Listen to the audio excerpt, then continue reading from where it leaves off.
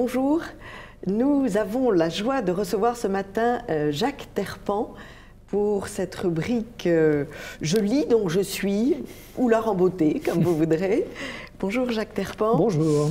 Les téléspectateurs qui aiment Jean Raspail vous connaissent parce qu'ils ont tous admiré, aimé vos illustrations de deux grands romans de Jean Raspail. J'ai nommé Les Sept Cavaliers et Le Royaume de Borée.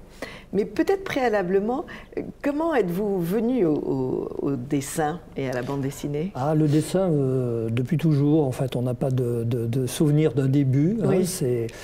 Les enfants dessinent tous. Dans les marges de votre cahier. Et puis certains, un peu plus malades que d'autres, n'arrêtent jamais. Voilà, j'appartiens à cette deuxième race. Quoi, voilà. Et alors, la rencontre avec Jean Raspail? La rencontre avec Jean Raspail, lorsque je débute en bande dessinée, oui. J'ai la chance de débuter dès que je sors des Beaux-Arts dans ce qui est la revue la plus célèbre du moment, qui s'appelle Métal Hurlant.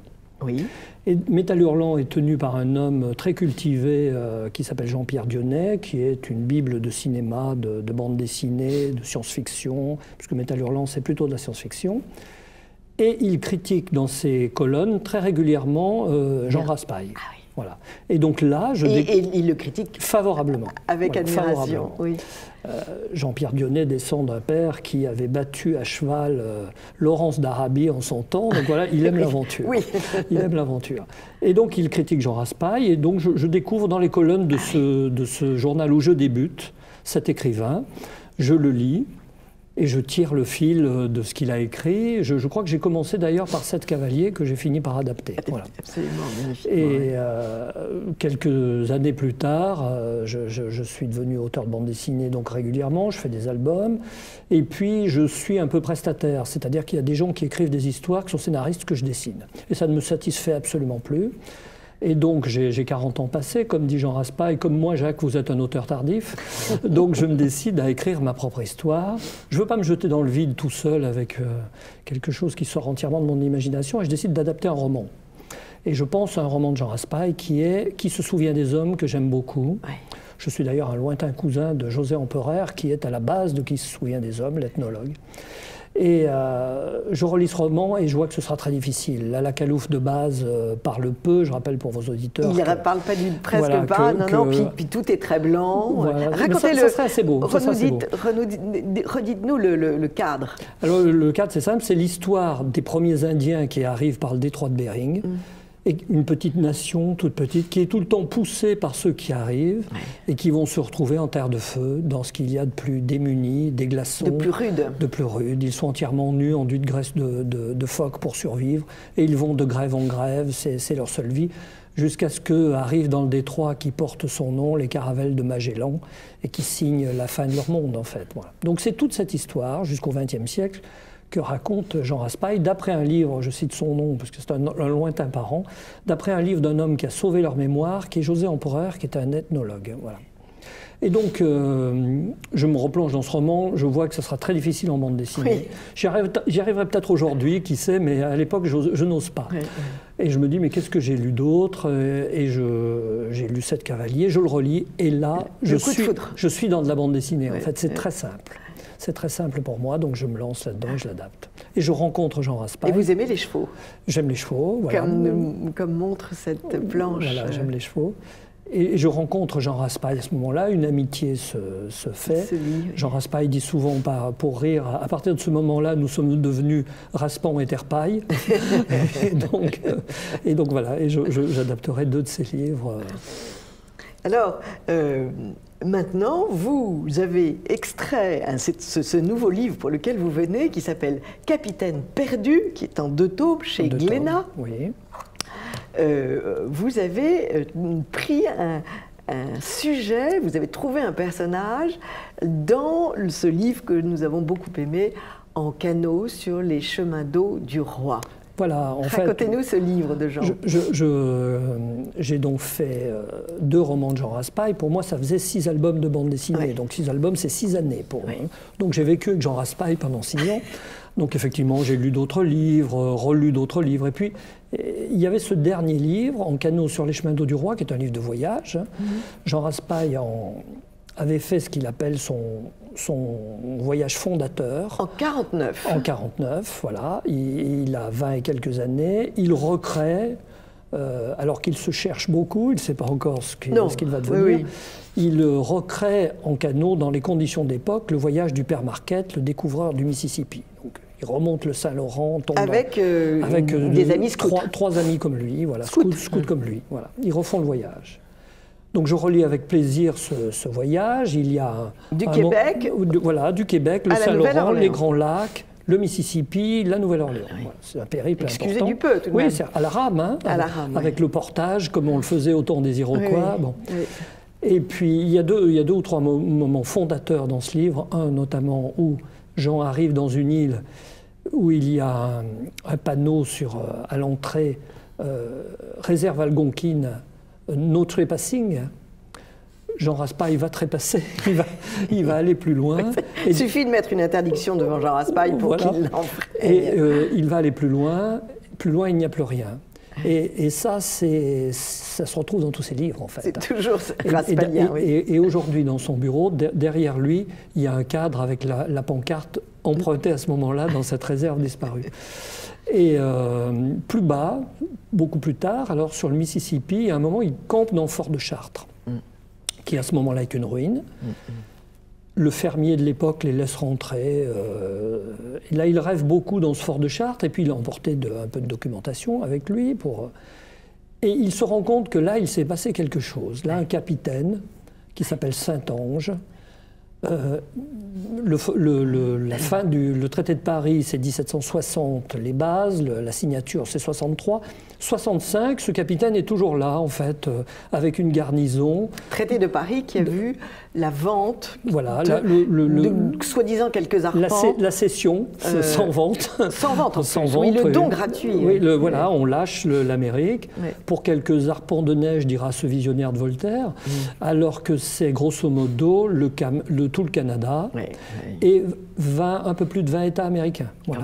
Voilà. Ça commence derrière les 5 colonies, les 13 colonies pas anglaises, mais ça se termine au pied des Rocheuses. Voilà. Donc tout ça s'en va, mais pourtant ce capitaine est toujours là. Et pourquoi il est toujours là dans ce fort, avec sa garnison? Donc ça pose question à Jean Raspail, et il comprend que cet homme a du mal à lâcher, et notamment a du mal à lâcher ses alliés, qui sont les Indiens. Voilà. Qui vont être massacrés. Voilà, et qui eux, à ce moment-là, se battent. Donc ça m'interroge, c'est quelques lignes hein, dans le bouquin de Jean. Mais votre imagination est partie. Voilà, alors je suis parti, mais il faut, c'est Pascal Quignard qui dit ça, il faut un court-circuit pour qu'il y ait pour qu'une histoire se fasse. Et alors le court-circuit se fait de la façon suivante. Je suis sur Internet à feuilleter des actualités et je vois le suicide d'un homme, le colonel Jambon. Robert Jambon se suicide sur le monument aux morts d'Indochine à Dinan. Et il laisse une très belle lettre que je lis, ma dernière cartouche pour une cause orpheline. Voilà. Je lis sa lettre. Et en fait, ce militaire dit qu'il a souffert toute sa vie, on sent le poids dans son courrier, d'avoir dû abandonner les Hmong, au milieu desquels il vivait sur les hauts plateaux, qu'il protégeait contre les incursions des maoïstes et contre les militaires des communistes. Voilà. J'ai oublié son nom, du célèbre Ho Chi Minh. Voilà. Et donc, il raconte ça, et en lisant ça, je comprends que mon capitaine, sur les bords... a vécu le même drame. C'est le même drame, c'est celui vécu par Charton à la RC4, à qui on dit « il faut évacuer Kaobong », qui dit « oui, mais et les gens ?» Et on lui dit « non, non, vous évacuez par la piste ». Et Charton emmène toute la ville, dont personne ne sortira vivant, mais il emmène quand même tous les gens. Le commandant Guillaume, de même, voilà, qui s'est occupé des Hmong. C'est Élie de Saint-Marc qui, traumatisé parce que lui le fait, par le fait d'avoir abandonné ses Tonkinois, refusera de refaire la même chose en Algérie.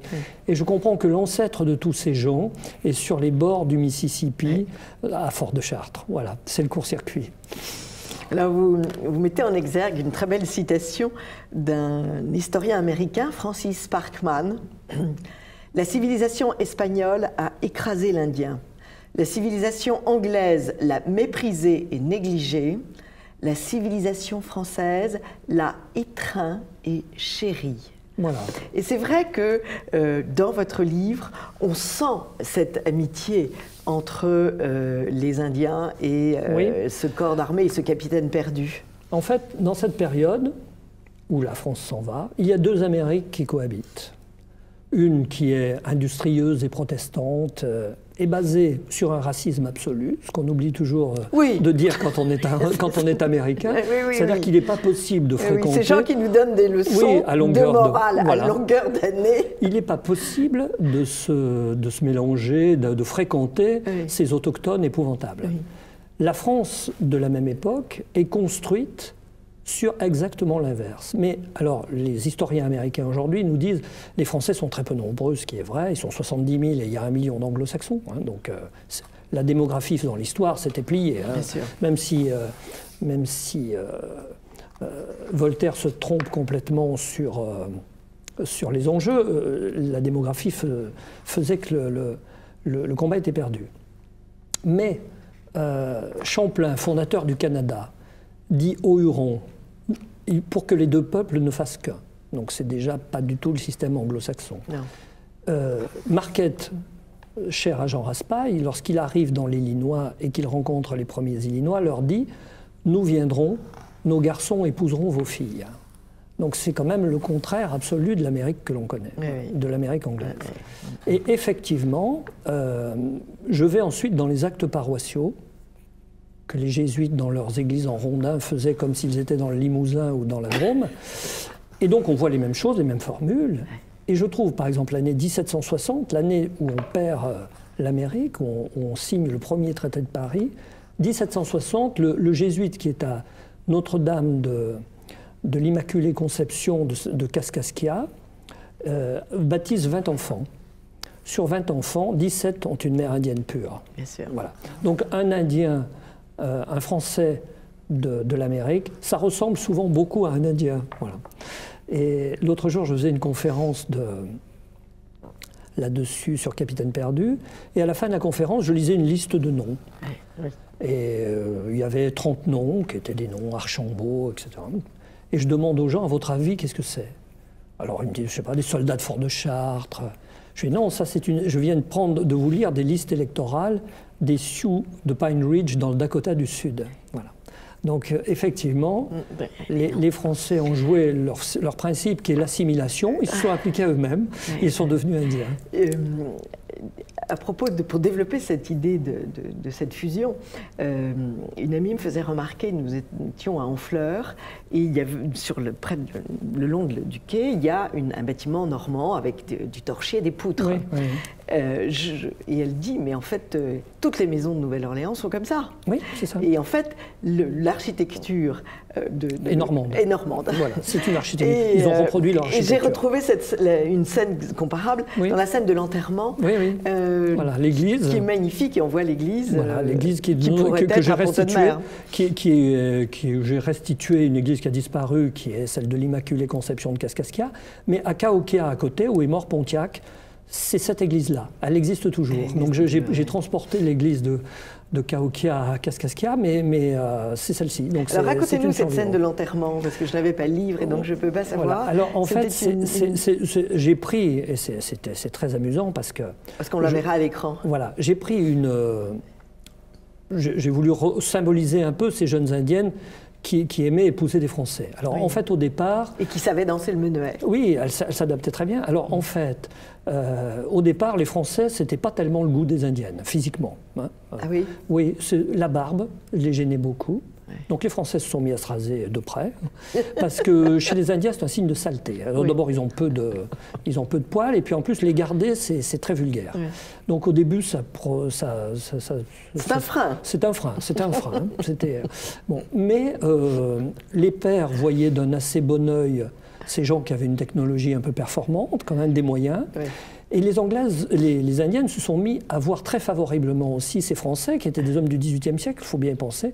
C'est-à-dire qu'ils faisaient une cour, ils à la française qui offrait des cadeaux, oui, et alors qu'elles étaient un peu vendues comme un chien. Hein, donc, effectivement, elles se sont mis à trouver que c'était pas mal du tout. Voilà. Donc, ça a marché au-delà de... C'est ce que dit Lavarande. Les petites paysannes aimaient beaucoup fréquenter les aristocrates, qui étaient extrêmement gracieux avec elles. Voilà, et bien là, c'était pareil. C'était autre chose que d'être couché sur le foin le soir après le turbin. C'était pas mal, donc ça a marché très fort. Il y a eu beaucoup de mariages mixtes, beaucoup. Ouais. Et ensuite... Et cette jeune... Pourquoi cet enterrement? Elle, je l'ai inventée de toutes pièces. Oui. C'est-à-dire que c'était une... Alors, il y avait conversion. Il y a des conversions, bien sûr. Alors, il y avait conversion parce qu'on épousait des indiennes, mais elles se convertissaient. Bien sûr. Il faut rappeler, quand on dit souvent que... Et comme nous le disent les historiens, oui, bon, bah, c'est parce que c'est là-bas au bout du monde, et c'était le bout du monde, qui avait cette mixité, en fait. C'est assez faux. Louis XIII est élevé avec un petit compagnon qu'il appelle Petit Canada et qui est un Indien. Et il va disparaître de maladie parce qu'effectivement, ils sont peu immunisés contre les maladies européennes. Ça va le peiner énormément. Ça sera Louis XIII est un roi assez sensible. Ça va le peiner beaucoup. Et quand il va être roi, il sera le premier à dire que tout Indien baptisé est sujet du roi de France. C'est-à-dire qu'un Indien baptisé, c'est l'égal d'un Français complètement. La République qui suit ne fera jamais ça dans toutes ses colonies. Hein. Et Louis XV, lui-même, qui est un roi assez seul, hein, tout le monde est mort autour de Louis XV, il n'a plus de famille. Louis XV est élevé... très sensible, lui aussi. Voilà, est élevé avec 2 jeunes garçons, avant de passer aux hommes et de recevoir son éducation de roi, est élevé avec 2 jeunes garçons, le fils d'un savetier de Versailles et le fils d'un Iroquois. Voilà. Donc la présence indienne, elle existe là. Elle existe. Vous rétablissez une vérité, en fait. Elle existe. Et c'est pour ça qu'après, lorsque les Français s'en vont, dans toute cette zone où on ne s'est pas battu, c'est ce que je montre dans Capitaine perdu, ce sont les Indiens qui se soulèvent, et Pontiac, qui mène la guerre, on ne le dit jamais, le fait en tenue des compagnies franches de Louis XV. Il le fait en uniforme français, sous le drapeau à fleur de lys. Voilà. Ce qui n'a pas facilité ses contacts avec les Anglais. Qui se faisaient à coups de scalp. Donc il y avait une haine tranquille. Oui. Voilà. Et ensuite, et on le voit dans le tome 2 de Capitaine perdu, beaucoup de ces nations, voyant arriver ce qui va se passer, Saint-Ange passe de l'autre côté du Mississippi, il abandonne la France, il devient soldat espagnol, mais... C'est dans les papiers, on va dire, hein, parce que les Espagnols sont quasiment pas là. Et le roi d'Espagne, qui est un Bourbon, ce qui fait la filiation, nomme Saint-Ange à Saint-Louis, qui est une ville qui vient de se créer. Et il va diriger Saint-Louis au nom du roi d'Espagne. Mais les Indiens passent le fleuve. Les Indiens suivent les Français. Voilà, en grande quantité. En grande quantité. C'est très, très intéressant ce que vous nous racontez dans une bande dessinée toute... Et alors, ce qui est drôle avec la jeune indienne qui n'arrive pas au bout, parce qu'en fait, sa cousine est mariée avec Saint-Ange. Alors, j'ai rencontré un historien qui a fait une biographie de Saint-Ange au moment où moi, je dessinais mon album. Oui. Tous les deux ont travaillé sur le sujet. Il m'a contacté de l'autre côté de l'Atlantique, il est venu me voir chez moi dans la Drôme, dans un endroit perdu, et on a parlé, et il me dit qu'il était très surpris que j'ai reconstitué ce monde. Et je lui dis, j'ai hésité, parce que je n'avais aucune information, je lui dis, j'ai hésité à donner à Saint-Ange une compagne indienne, parce que c'était très fréquent. Lui, quand même, qui est un noble, Louis Croston Bellerive de Saint-Ange, il m'a dit, vous avez bien fait, il n'en avait pas une, il en avait 2. Donc la mixité des mœurs, c'était aller beaucoup plus loin. Donc il y a des traces de cette vie de Saint-Ange. Oui, il y a absolument une trace. Il y a un livre en anglais qui s'appelle The French Rising. C'est assez extraordinaire parce que donc, Jean Raspail prend ce personnage, vous le développez et vous trouvez le biographe en même temps. On travaille en même temps, moi, sur une fiction. Et lui, et alors, ce qui est encore plus fou, c'est que je crée ce personnage d'une petite indienne qui arrive trop tard pour faire le parcours, parce que les Français s'en vont, en fait. Oui. Elle a un fiancé, etc. Elle va mourir. Bon. Et donc pour moi, c'est un personnage totalement fictif. Oui. Et puis, cet historien américain répand un peu mon livre là-bas, puisque je vais aller y parler à Saint-Louis, à la faculté de Saint-Louis de Capitaine Perdu à la rentrée prochaine. Et puis, je reçois des mails de gens qui sont des descendants.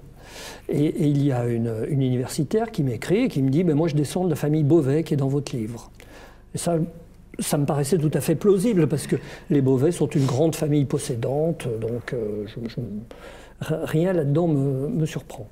Et puis elle me dit, et je descends aussi de cette petite indienne, le personnage. Alors là, je me dis, mais là, c'est quand même un peu bizarre, parce que là, elle doit affabuler, cette dame, parce que je l'ai créée de toutes pièces. Et comme nom, j'ai pris dans un dictionnaire algonquin un nom qui signifie la source.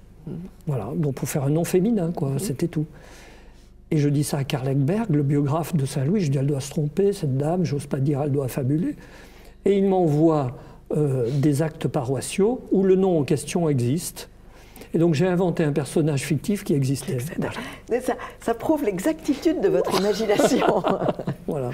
Non, alors, on n'a pas parlé maintenant de votre don de dessinateur et de peintre, mais c'est tout à fait magnifique, en commençant par... Je ne sais pas si je commence par les beaux hommes ou si je commence par les chevaux. Il y a peu de chevaux, à la limite, parce que... Ah oui, les chevaux sont tout de même très très beaux. Il n'y en a qu'un, c'est le capitaine qui l'a, mais sinon c'est une période... Les Indiens à cheval, ce sont les grandes plaines, hein, les Sioux, oui, etc. Oui, non, mais là, c'est un paysage de forêt, il y en a moins. Non, mais c'est les chevaux Voilà, c'est les chevaux des Français. Des Français, bien sûr. Voilà, oui. Et puis, vos indiennes sont terriblement vraies, terriblement... Et Fort de Chartres est tel qu'il est aujourd'hui. Les Américains l'ont restauré, donc on peut le visiter. Il y a d'ailleurs une manifestation annuelle qui s'y déroule, qui s'appelle les rendez-vous, en français, de Fort de Chartres. Ah, c'est génial, qui est un rendez-vous. Voilà. Et puis, vos forêts, vous avez des forêts extraordinaires. Ah ben, je suis quelqu'un de la nature, je vis à la campagne, donc effectivement. J'avoue que vous m'avez introduit à l'art de la bande dessinée par la beauté de vos dessins et puis l'histoire qui est passionnante, en mouvement. C'est quelque chose, la forêt, le paysage, qui a subjugué les premiers colons, d'où qu'ils viennent, hein, les Anglais comme les autres. Et on a le texte, je crois, d'un Suédois. Les Suédois étaient en dessous de New York, un peu, il y avait une communauté, dès le début, hein, dès le XVIIe siècle. Et ils viennent de leur pays quand même, qui n'est pas un cadeau en termes d'agriculture. Et là, ils sont éblouis de ce qu'ils obtiennent, les récoltes, les arbres immenses. Voilà, oui, la richesse. Voilà, la nature pesait lourd quand même à cette époque. Voilà, c'était un plaisir de la dessiner. C'était sûrement. En tout cas, chers amis de TV Liberté, vous serez infiniment heureux avec ce capitaine perdu.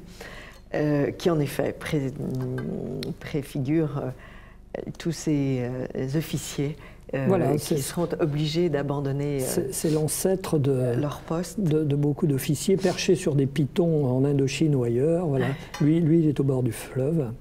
Et pourtant, après leur avoir apporté la paix et le bonheur. Mais c'est alors, vous ne croyez pas si bien dire, cher Anne, en ce qui concerne l'Amérique, parce que je crois que c'est Richard White, un écrivain américain, qui dit « Avant les Français, le marteau iroquois frappe sur l'enclume algonquine ». Et donc, toute cette zone-là, qui est l'Illinois d'aujourd'hui, l'Ohio, ce sont des Algonquins. Et de l'autre côté, sur les bords, New York, etc., ce sont les célèbres Iroquois jusqu'au Canada, qui sont des gens impérialistes, comme le seront les Comanches ou les Sioux plus loin. Et donc c'est une zone de tension permanente. Et les Français vont arriver et pacifier tout cela, avec difficulté parfois, parce que... Mais c'est une constante, hein, dans le comportement français. J'ai relu pendant ces vacances La vie de Lyautey par André Mauroy, qui est un livre absolument remarquable, à flanquer excusez-moi, mais dans la gueule de tous ceux qui crachent sur la colonisation. Il n'y a pas une ligne qui ne soit pas une justification, une explication rationnelle des bienfaits. Lyautey commence par l'Indochine, où les gens étaient tellement malheureux qu'ils s'installaient en haut de pitons pour être enfin tranquille, pour oui, pouvoir lutter contre les ennemis dans la plaine, qui arrivaient par la plaine. Ensuite, il va à Madagascar et ensuite il va au Maroc, hein, donc en fin d'Algérie.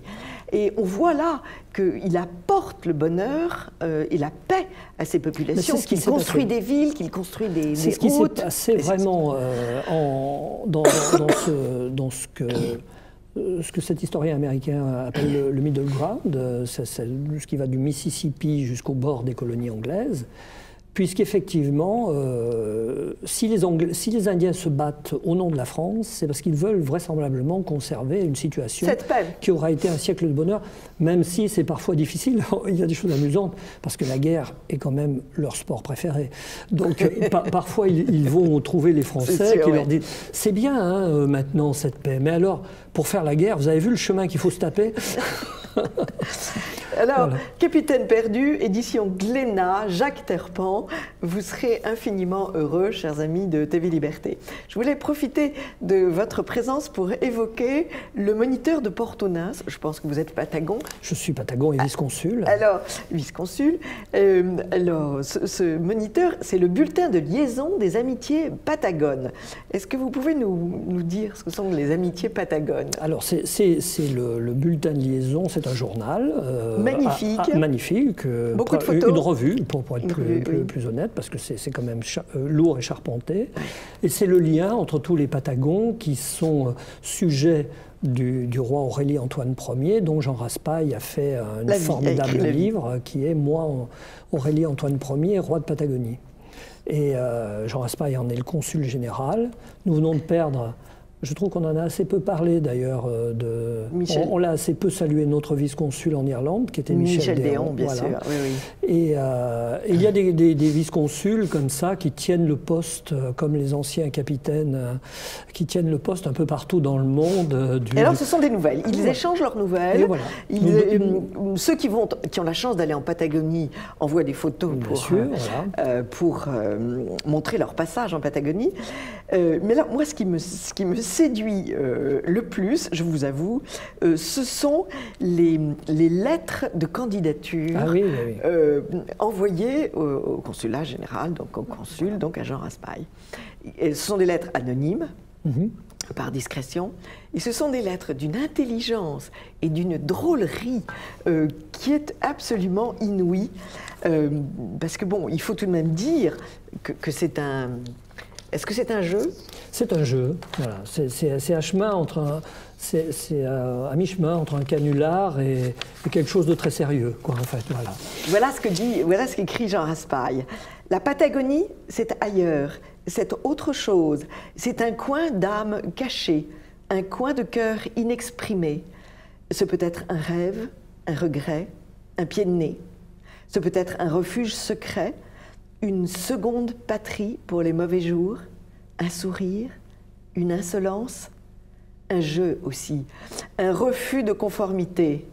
Sous le sceptre brisé de Sa Majesté, il existe 1000 raisons de prêter hommage, et c'est ainsi qu'il y a plus de Patagons qu'on ne croit, et tant d'autres qui s'ignorent encore. Voilà. J'avoue que cette amitié, je n'oserais pas dire cette franc-maçonnerie, mais ça y ressemble. C'est une franc-maçonnerie plus ludique. Plus ludique.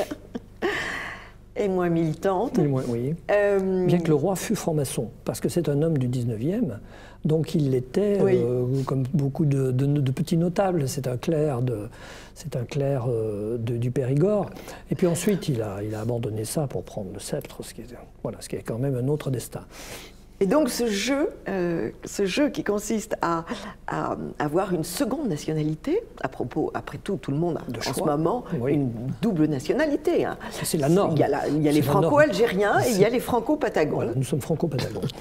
Et nous sommes franco-patagons, je le suis aussi, avec infiniment de bonheur, parce que tous ces gens qui sont patagons ont un regard extrêmement lucide sur notre temps, un regard extrêmement lucide sur notre histoire, et infiniment d'humour et d'insolence. Et ça, pour cela, je remercie Jean Raspail tous les jours. Exactement. Donc, le moniteur de Portunens, et si vous avez envie d'acheter l'un de ces numéros, je crois que ce n'est pas réservé au Patagon. Non, on peut l'acheter. On peut l'acheter. Il faut écrire à la chancellerie. Il faut écrire à la chancellerie, qui est Consulat général de Patagonie, 20 avenue de Lowendal. À Paris. Déjà, l'adresse est fantastique. Oui. 75 015, dans le 15e. Nous ne donnerons pas le nom du rédacteur en chef par discrétion, mais c'est un homme merveilleux qui a un grand sens esthétique lui aussi et beaucoup d'énergie pour... Oui, voilà. Même si le BLAP, le Bulletin de liaison des Amitiés Patagones, est à parution variable, c'est son principe. C'est son principe, absolument. En tout cas, merci beaucoup, Jacques Terpent, d'être venu de votre Drôme pour nous présenter votre capitaine perdu, qui ne sera pas perdu pour tout le monde.